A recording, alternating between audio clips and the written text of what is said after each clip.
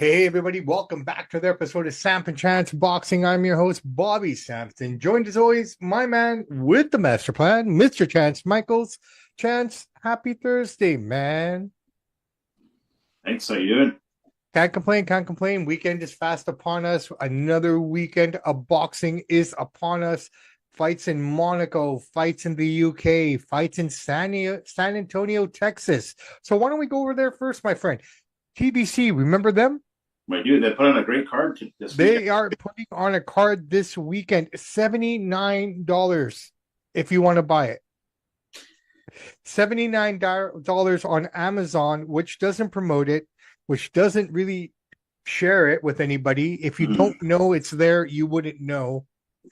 Probably the worst broadcasting deal in the history of any sports. Would you agree or disagree? I don't know if it's the worst, but yeah, they don't. Recent history. Amazon doesn't do enough to promote it. I mean, I get their deal is just that they can just use the platform to stream and buy the people. I don't think Amazon puts any money into it, and that's why they're not promoting it. I assume. Great Yeah. card though. Good for you, Al Heyman, man. This is a really, really good card. Well, look, we're going to break down some of these fights, but we have a fight card here this weekend. And on a weekend where there's not much going on per se in North America in terms of fights and things Mm-hmm. like that. So this is a great opportunity. No one's really in your space. You have full control of the narrative here. We got Mm-hmm. Isaac Pitbull Cruz coming up against LaMONT ROACH. LaMONT fighting for the first time since, some can argue, beat Tank. Mm-hmm. You have also Lara fighting here with Janabek for the WBO IBFWA middleweight unification. Oshiki Foster versus Stephen Fulton. This fight, third time's the charm. Hopefully, we get it this weekend, right? They've Yeah. already been booked twice. They were supposed to be on the undercard of the Lamont and Tank rematch. Then Mm-hmm. they were supposed to go on the undercard of the um, Sebastian Fundora fight, but that got canceled due to his hand injury. So here we are now. And finally, Jesus Ramos against Shane Mosley Jr. I love this one particularly. I'm looking forward to this one the most, primarily for the fact you got two young dudes putting it all on the line here tonight or on Saturday night. So why don't we start with that one, man? How do you see that fight coming Well, together? I wouldn't say Mosey's that young. He's 34, but he's not old. But I hear what you're saying. Let's do a quick tail to tape breakdown here. Southpaw versus Orthodox adds intrigue with Mosey's 3-inch height and 5-inch reach advantage. Edges favoring the distance control via sharp jab and a straight right, aiming to frustrate Ramos's forward marches, which he loves to do. Ramos is naturally smaller, but don't be mistaken. He's got an 83% KO knockout. So 83% of the time, Ramos knocks you out. So Mosey's got to be very careful of that. Ramos will look to close the gaps with feints, body work, and explosive left hooks, targeting Mosey's untested chin. Mosey's never been stopped. Mosey's plan, he's going to circle and counter and outbox over the 12 rounds, leveraging his 16th month layoff. Who knows how long he's fought in a year and a half? We don't know how long this can play for Mosley. And Ramos will counter with relentless pressure, potentially turning this into the war if he can pin the taller man. well, I look at it from this perspective, and One more your thing I just want to breakdown. finish off. Here's the betting odds. This will kind of give us some idea of where they're at here. So Ramos's youth and power makes him a massive favorite here. Ramos Jr. is a minus 1,200 favorite, which means he's got a 92% chance to win, according to the Vegas Sharps. Shane Mosley to win, plus 700. $100 will pay you $700 if you want to take that chance. 12% chance to win. A draw, 5% chance, plus 2,000. So that's where it's at. Take it away, buddy. Yeah, no, I mean, the younger man against the older one, I guess you could say that. I can see that now to a certain Mm-hmm. extent. And yes, Ramos has been a lot more active this year.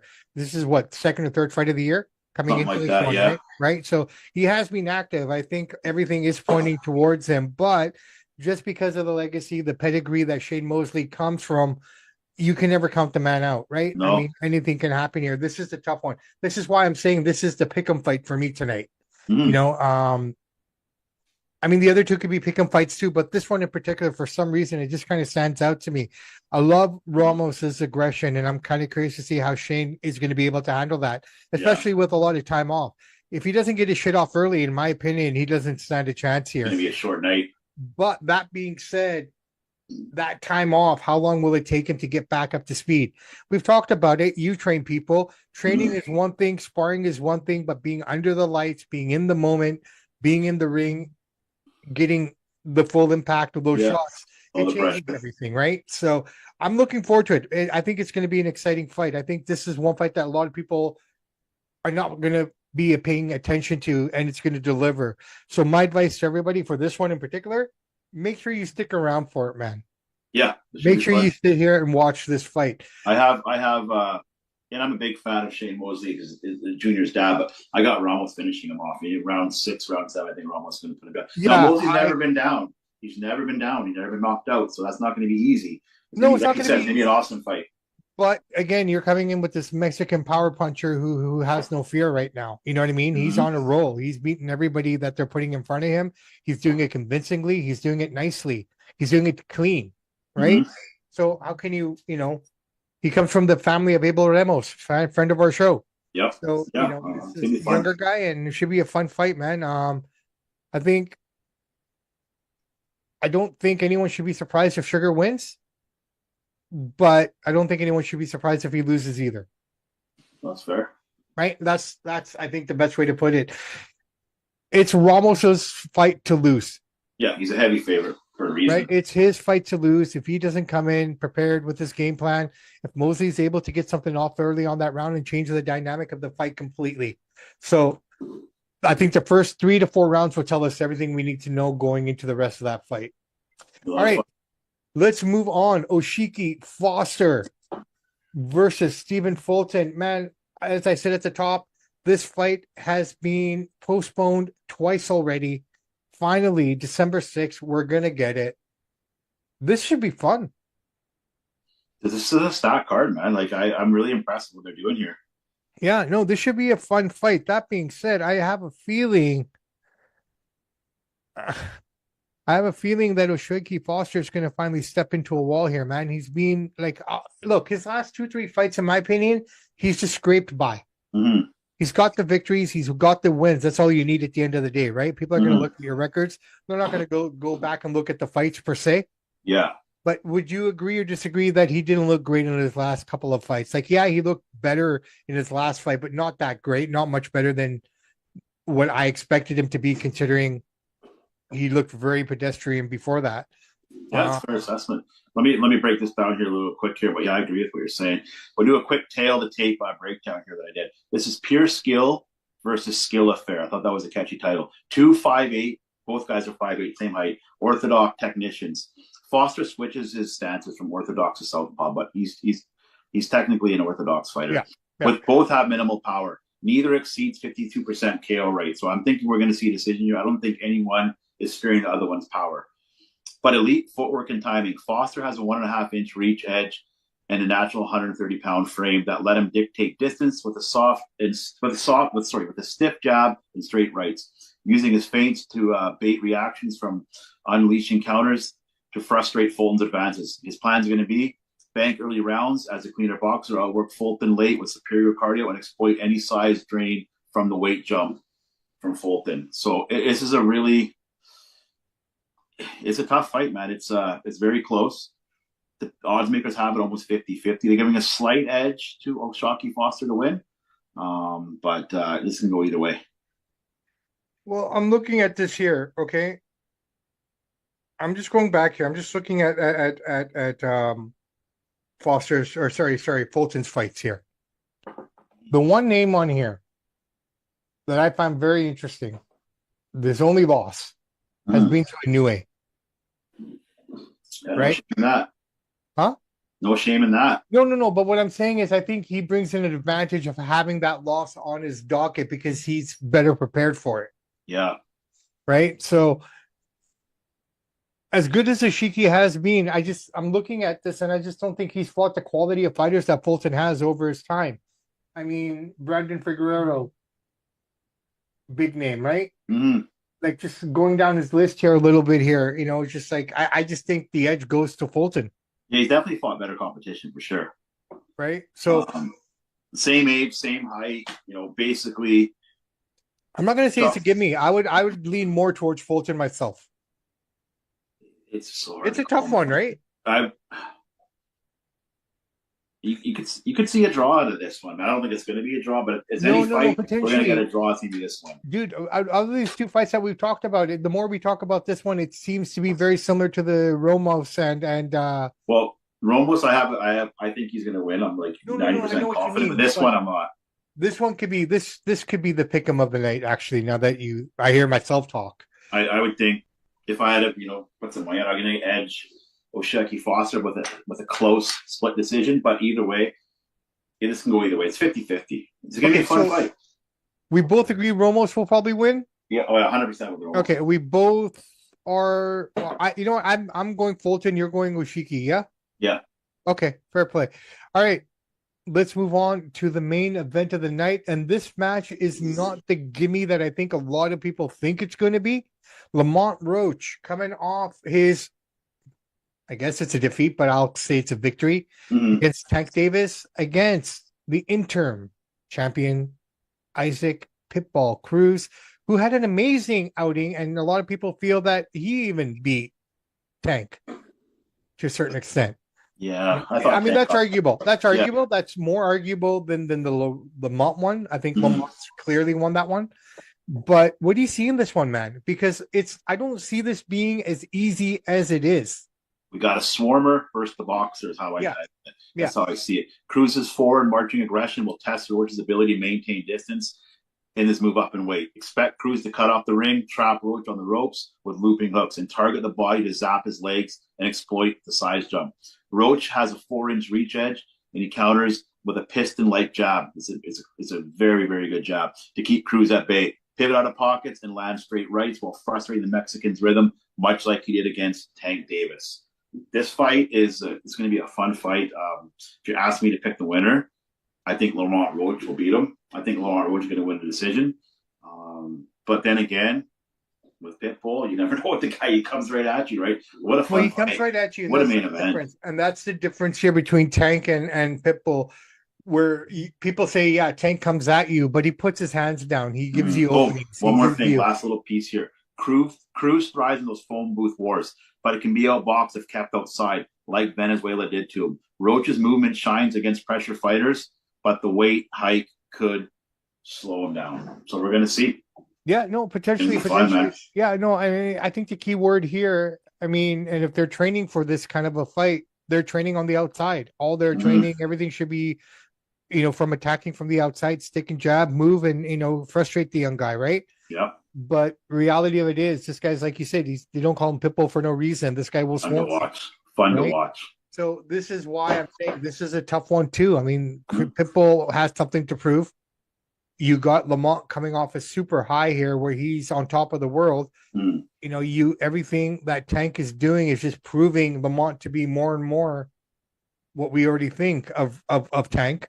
Yeah. Right. Unfortunately, it's hard to separate the boxer from the man in this situation because he just keeps doing it. Like, yes, he's the one doing it, but he should have the people around him to stop him or guide him. You know what I mean? He does. He doesn't listen. Yeah, well, then that's on him, right? Listen. He's like when Ryan Garcia went off the rails, you had De La Hoya telling him, hey, cut it out. When Teofimo went crazy, Bob Arum called him in the office. Hey, Teo, no. These guys don't want to listen. You got guys of Bob Arum's stature telling you, hey, Teo, calm it down. Teo has calmed it down. And by the way, speaking of Teo, great transition, he's going to fight Shakur Stevenson. That's going to happen. That's January. That's a fun fight. No, before we talk about that, let's just talk about this one thing very quickly. Stephen Fulton versus Osheki Foster, both top rank guys fighting on a PBC card. Just let that sink in. Get your TV deal, Top Rank. Come on. They are. They say in January. I don't know what they're doing. No, I appreciate that, but this should be on their ledger, on their docket. It shouldn't be their. You know what I mean? This fight should have happened 2 weeks ago when Top Rank did their Tubi show. Yeah. Top Rank Classics. Yeah. Just saying. Yeah, I agree. Just saying. Top Rank is dropping the ball, and because Same of Theo, right? Theo's Top Rank. He's fighting. No, but dude, think about look. We're in media, okay? We do podcasts. If we don't release this in a timely fashion or manner, we're releasing information and data to people that they don't need anymore. It's already done, yeah. right? And that's why we always have to be on top of everything. So if you think about it, that's just at our level, and we're at a minimal level. We're at the small, we're at the small level.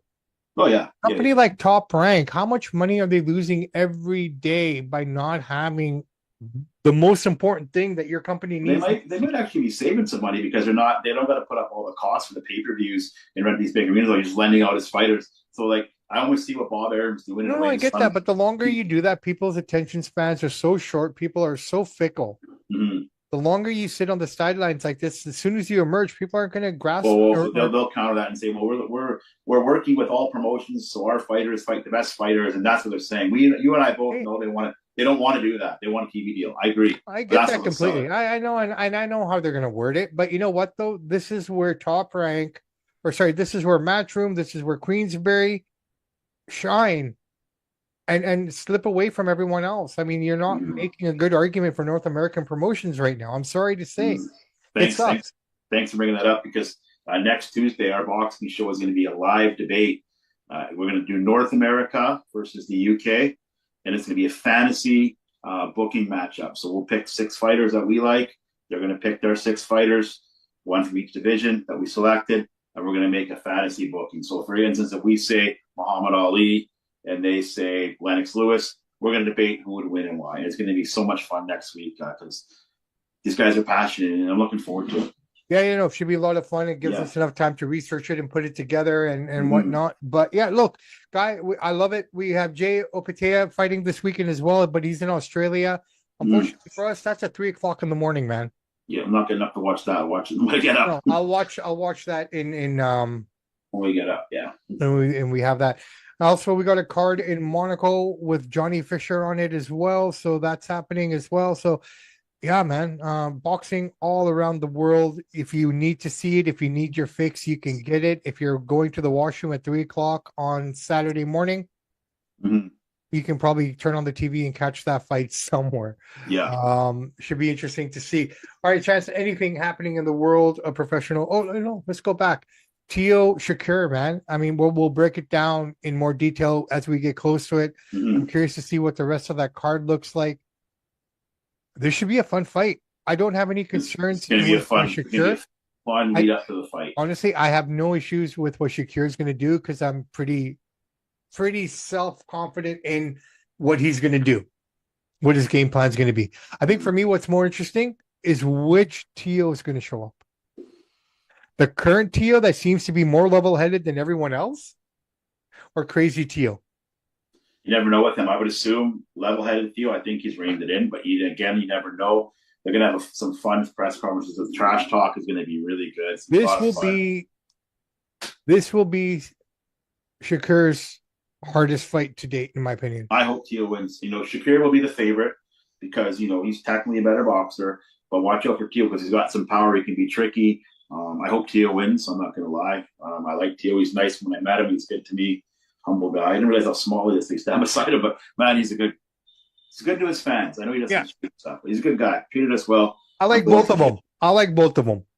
Right? Well, I don't hate Shakur. If you ask me to pick no, I appreciate what you're saying. I hear what you're saying. I like both of them. So for me, going into this, it's kind of best case scenario would be a draw.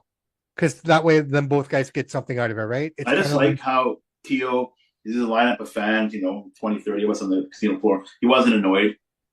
Yeah. And I wasn't even going to go over to him. It's kind of like I was in the line, I was kind of standing on the side having a beer, and he saw me, saw my Top Rank, and he's like, he knew like I was in the vicinity. He's like, hey, I went over, we chatted for like 30 seconds of a picture. And I was always super humble guy. No, dude, you got him first, and then I got him outside. I don't know why I was outside and you were inside, but for whatever reason, I was outside. I caught him out there off to the side, and I ended up having like this great 5 to 10 minute conversation with the guy. That's the part that Vegas and Hawken doesn't get. If you go to the fights and you wait till 12, 1, 2 in the morning, all these guys are on the floor. Oh, dude, that night, I think that was the night that I showed you what Bobby Sampson can do with the bottle. Yeah, you went all night. You went to bed. I stayed up. Nate Diaz came out at 4 in the morning. There you go. Shakur was walking around at 4 in the morning. It was quiet, and I guess that's the time they came out. But I caught them at that time, right? So I saw them and everything. But yeah, All right, so we got that fight coming up. We got Jake Paul coming up in a couple weeks too. We'll break that down in more detail as we get there. Oh yeah, we got Katie Taylor and Ronda Rousey. That's gonna be fun Katie too. Taylor versus Ronda Rousey. I hope Katie Taylor beats the tar out of her. You know, honestly, I don't really care who wins that fight. I don't nothing against Ronda, nothing against Katie. I just want to see. I have nothing. Yeah, I know I have nothing against either lady, but I just think Ronda is quickly becoming the Bret Hart of female combat athletes. No, I agree. So what's going to be fun is that's what's fight. The trash talk is going to be fun. Yeah, that's what's deterring me away from from her is take nothing away from her accomplishments. She's a pioneer. Yeah. Without Ronda Rousey, there would not be the level of MMA in women's MMA would not be at the level that it is today. Right? Credit is where credit is due, right? She was so good because no one was at her level. Tiger Woods was so good because nobody was at his level. But the younger guys that came up after him started to study him. The girls that came up after her studied her. That's just about to happen. But just the way she carries herself now, the way she talks about people, the way she's a poor me victim all of a sudden, it's kind of off-putting. I think the one mistake that Vince made with Ronda in WWE was like he was trying to make her the female Brock Lesnar. That's what I would have done. The only thing I didn't like, it was rowdy Ronda Rousey. Why are you using a gimmick that was used by Piper? I don't care if she's the biggest fan. That was her. That was all her. I know, but I would have said no. You're your own. Brock Lesnar's not coming there saying I'm Brock Hogan, I'm Brock Warrior. No, I'm Brock Lesnar. You're Ronda Rousey. Yeah. You don't need to coattail off of Piper. You're a bigger star than Piper is. You're more well known than Roddy Piper, globally. Yeah. You don't need that. And this rowdy stuff, and she wore the jacket, and it didn't work. Yeah, I get it. Trust me. Hindsight's 2020. No. I get that, but I just think and during her UFC run, all that kind of stuff, I had nothing negative to say about her. It's all this off-color stuff that she's saying now. Like, what's Joe Rogan ever done to you? I'm not defending Joe Rogan. He doesn't need me to defend him, but I'm just saying, what's Rogan ever done to you? Well, she's trying to say that she's hating on Vince. She's hating on Dana. Without these two guys, you wouldn't have that fucking 20-acre farm that you live on, woman. I know. Just saying. Be grateful to the hands that fed you. Yeah. Yes, you put the work in. Yes, you're the one who fought. But you know what? You could be fighting on Invictus somewhere where no one sees you. Let's get this straight. She hates the biggest podcaster in the world and one of the best broadcasters ever in combat sports. Joe Rogan is as good as anybody that breaks down boxing or breaks down UFC. You know what I mean? Amazing at that. Okay. Yeah. Then you hate the number one promoter of all time in MMA, Dana White. And then you hate the number one promoter of all time in wrestling. Come on, man. They've never said a bad word about you. Actually, they were so happy. And if anything, Dana White said, I'm not interested in women's MMA. He did, yep. He said that. Remember? Yeah. And he brought her in and she changed the dynamic, okay? Ronda and Conor, in my opinion, are the two biggest draws that the UFC's ever had. I think it's GSP and Brock that draw more than Conor, but yeah, I know what you mean. In terms of numbers overall, even Brock didn't draw those kind of numbers that Conor and Ronda did. I think, well... You know what I mean? I'm talking about mainstream popularity. Those are your two biggest stars. Brock and GSP, but I know what you mean. No, Conor holds a record for it, man. I think he holds the top three. I'm not 100% sure I have to check it. I know the boxing one is Manny and Floyd. I'll check it. No, that's boxing. I'm talking the MMA. No, I know. I don't know the MMA numbers. Yeah. Conor rules it. He's definitely up there for sure. Absolutely. And his whiskey is very good too. He makes good whiskey. Conor, yeah, I have a bottle downstairs which I still haven't opened. Good. I've had it for 2 years. I wonder what it tastes like now. Good quality. Very good. Cool. We'll crack it open one day. Yeah, it's very good. You won't be disappointed. Ronda Rousey was afforded every opportunity. But she did her part too. She filled every stadium. Yes. She did everything. She deserves everything she gets. I'm not taking any of that away from her. I just don't like people bitching and complaining about stuff that makes no sense. Like, you've gotten everything. What more do you want, woman? Vince booked you to the top. Dana White put you on the top. Joe Rogan's had nothing but praise for you. Show up and are on like one of the main events of WrestleMania that same year. Exactly. Right? You come back, you win everything, you dominate everything just because you don't want someone to beat you? Come on, man. It's wrestling, I know. right? Like, and talk has it like either she's going to come back for this boxing fight or she's coming back for another MMA fight. She'll come back into wrestling one day. I don't know. She seems really bitter. She does, but we've had so many bitter people that have come in and come True, out, right? but women are different. And I apologize. I don't mean this in a mean way or nothing, but women do these things differently. Okay, here we go. So I just quickly grokked this baby in. These are the top 5 MMA pay-per-views of all time. Number 1, 2.4 million views, UFC 229, Khabib versus McGregor. Yeah. Number 2, UFC 202, 1.6 million, Diaz versus McGregor.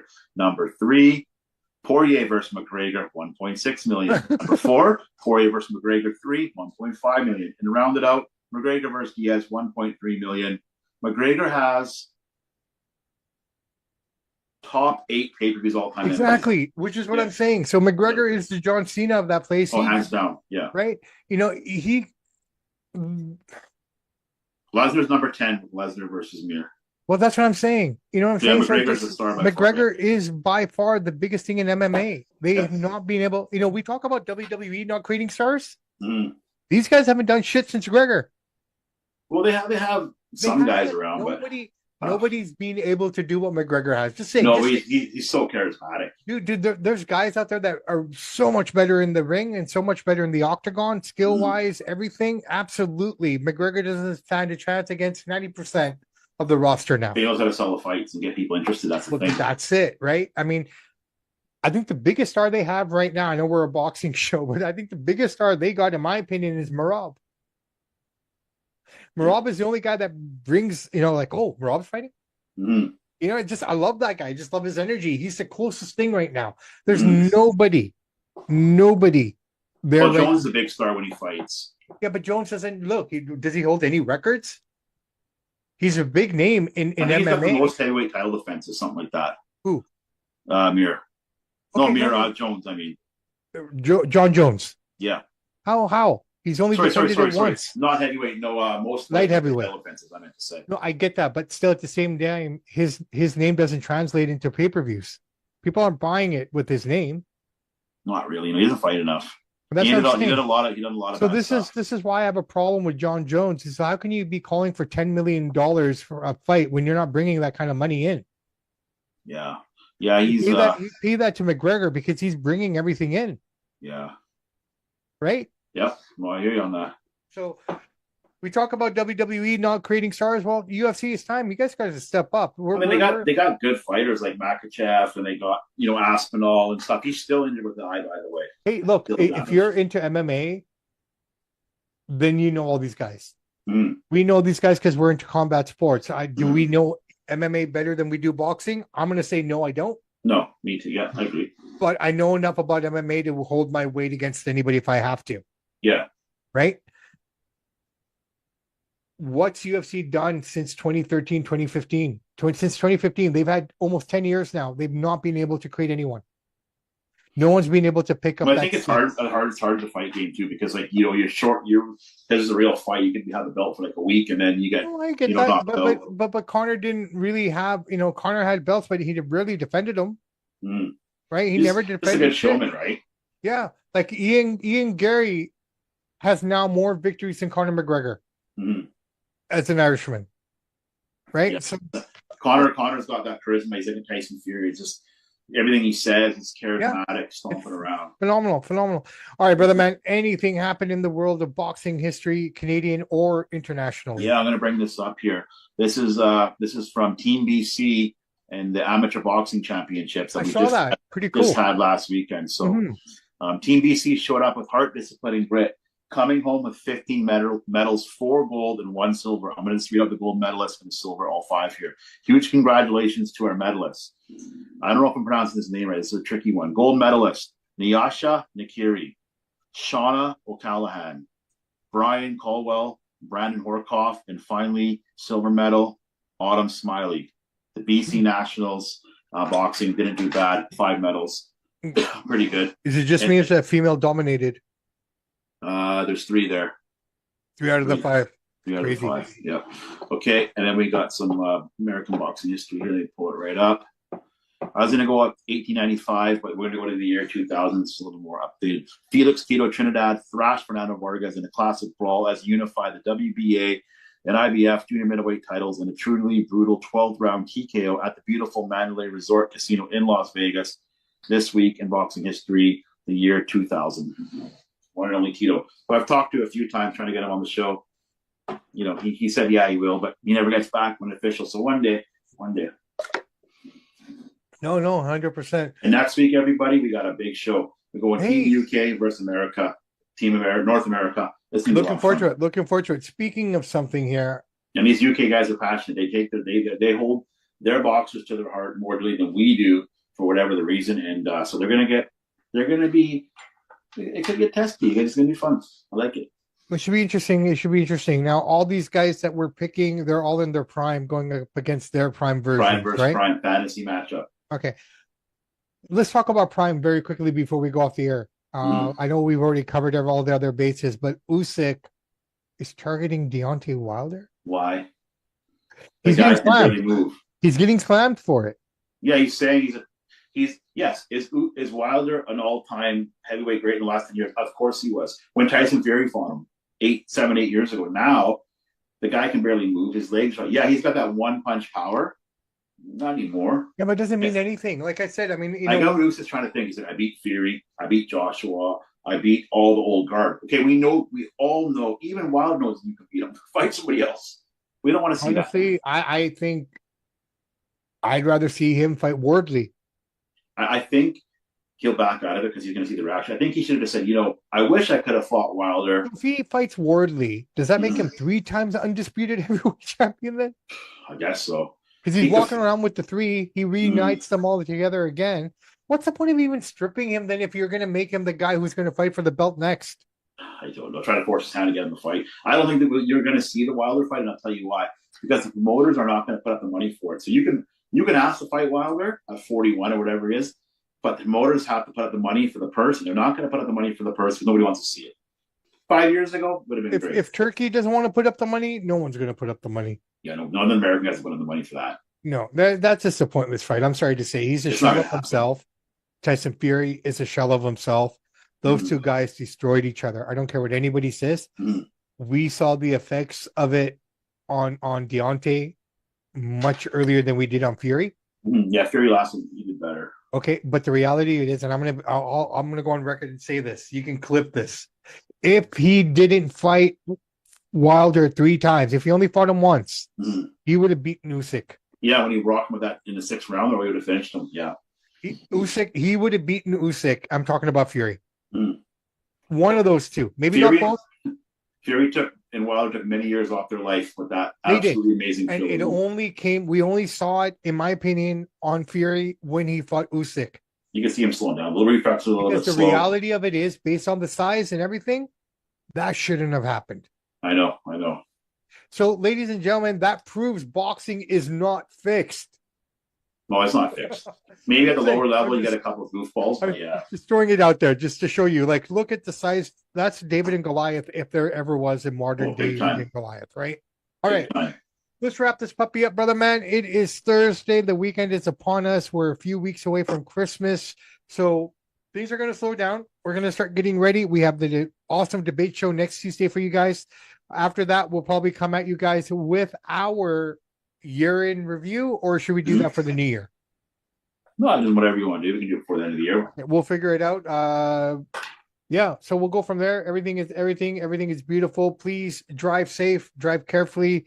Roads are slick in the morning. I saw that firsthand yesterday. So, or the other day, sorry. So please be careful with that. Also, keep fighting hard, work hard for your dreams, believe in yourself, believe in your abilities. Do not give up the good fight, because the minute you stop fighting, you're just proving everybody who doesn't want to see you win. Yep. All right. So that being said, we got you. You need anything, we'll try to help you. Samp and Chance got your back. We'll see you guys next week.